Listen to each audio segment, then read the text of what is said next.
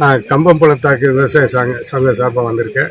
Sir வந்து Murugan மேலூரில் 85,000 acre ஒருபோக Periyar பாசன பரவல் சார்பாக வந்திருக்காரு.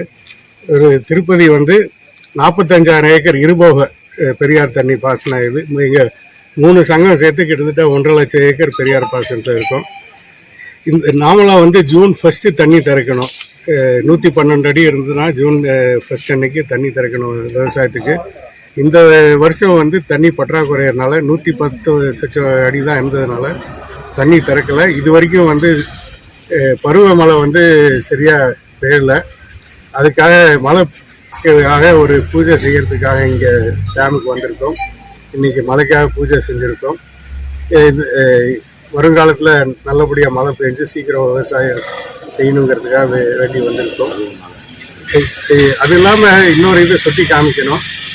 2-3 மாதமாகவே நாங்கள் வந்து தண்ணியை எடுக்கிறத வந்து ஜாக்கிரதையாக பயன்படுத்துங்கன்னு சொல்லிட்டு இருக்கோம். ஏன்னா குடி தண்ணிங்கிற பேரில் கிட்டத்தட்ட 3 மாதமாக 200, 250, 300 கனடின்னு எடுக்கிறாங்க. அதில் பார்த்தீங்கன்னா ஒரு 70-80% வந்து இல்லீகலாக எடுத்துடுறாங்க ஆற்றுலேருந்து.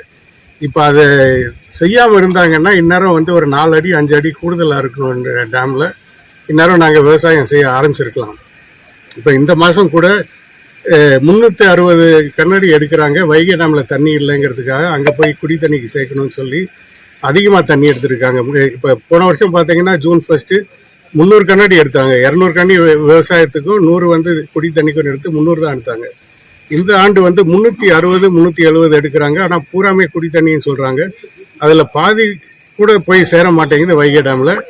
இது குடி தண்ணி பிரச்சனையை பெருசானதுனால அரசாங்கம் வந்து இந்த தடவை ஒரு முயற்சி எடுத்து இந்த இல்லீகல் பம்பிங்லாம் ஒரு 4-5 நாள் ஒரு 160லேருந்து 200 மோட்டரை வந்து டிஸ்கனெக்ட் பண்ணியிருக்கோன்னு சொல்கிறாங்க.